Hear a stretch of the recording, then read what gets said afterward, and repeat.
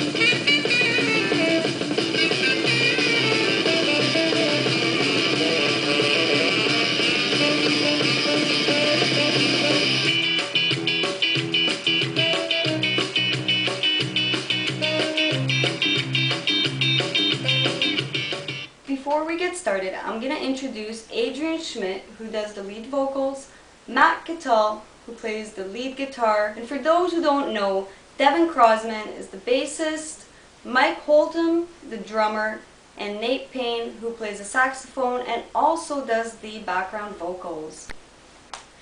Now, I did a little research and found that the Sound Foundation formed in early 2007, which wasn't too long ago. Can you tell me about how you guys started? Well, basically me and Adrian met in high school and we started playing and recording music together. And then we went our separate ways for a period of time there, and when we both came back we decided to get together and make more music. And we basically did an acoustic act for a while, and then came time that we wanted it to be a full band, so we called some people that we knew from high school and got ourselves a band hall and started it up. And how did you decide on a saxophone player? That came up a little while later. That was probably a year into it. That was our friend Danny Drew. Well, we went to high school with Nate Payne, who plays saxophone, but we'd seen him at the boathouse where we always went to play because it's down the street from us, and we always seen him there playing saxophone. And then a couple people, well, our one friend mainly, Danny Droop, who played in another band, the Droops, he sort of suggested you should get Nate to play. Kept on saying it, and then we were sort of hanging out together a couple times, just whatever. And then he started just jamming with us and started out as a guest on one show, and then basically after that it was set in stone that he would join the band. Oh wow. Now, I read that you guys received first place in the Last Band Standing competition with Wilfrid Laurier University. Describe how that felt. It was pretty surprising because we didn't win anything in the first round of the competition, and then we got wild carded into the final round and ended up taking it home. So it was good. We got some cash for the band, and we got to have an opportunity to play a show at Mohawk College in Hamilton, where we ended up hooking up with a few bands that we now play with regularly. So it was good all around. It was really interesting too, because some of the bands that we played with, especially in the final round of the competition, were really crazy good. So it felt really good to know that we were even comparing with some of these bands that to me were astounding, Now you guys perform in Kitchener quite regularly, and recently started performing in Toronto. How did that happen for you guys? Well, for playing in Toronto, we just sort of started sending out emails and sending out press packs and CDs to just different bar owners and things in the GTA. And then once we started booking shows, it just was easy from there. You know what I mean? You get confident talking to different people and trying to make things happen for your band. And it's been like a different world playing in Toronto for us too, because it's definitely a better music scene in Toronto than in Kitchener. It's a bigger music scene. It seems like every time we play Toronto, we're getting more and more people coming out from Toronto to see us. A lot of fans of good live music out there. Do you find that a lot of your fans from Kitchener do follow you to Toronto? Absolutely, yeah. We've actually had a few bus trips Oh, wow. to Toronto where our fans pay to get on the bus, and then free show in Toronto or whatever, and then come back here. When we don't have the bus trips, people tend to drive up to see us. So. Who writes these songs? I write most of the songs. What would you say the songs are mainly about? All types of things. Like sometimes, like it's just about nothing. We're just having fun and just make up lyrics. You know what I mean? Or just girls? Always. Yeah. Well, I'd like to thank you guys for letting me do the interview. And before you kick me out, I'm just gonna ask that you say vote for Petra. Vote for Petra. Vote for Petra.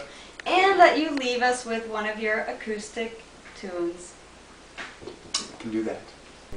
Okay. Girl, you didn't come home last night. I don't even wanna know why.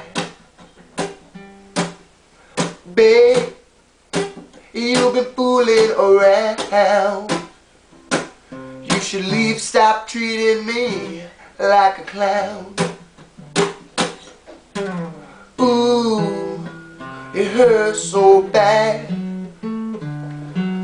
Girl, you've been driving me. If you would like to know more about the Sound Foundation, visit their website at www.thesoundfoundation.com. You can also visit their MySpace and Facebook page and keep up on any current events. And if you're still interested, the Sound Foundation is hosting an open mic night every Thursday at Lucky's downtown Kitchener, so come and join them.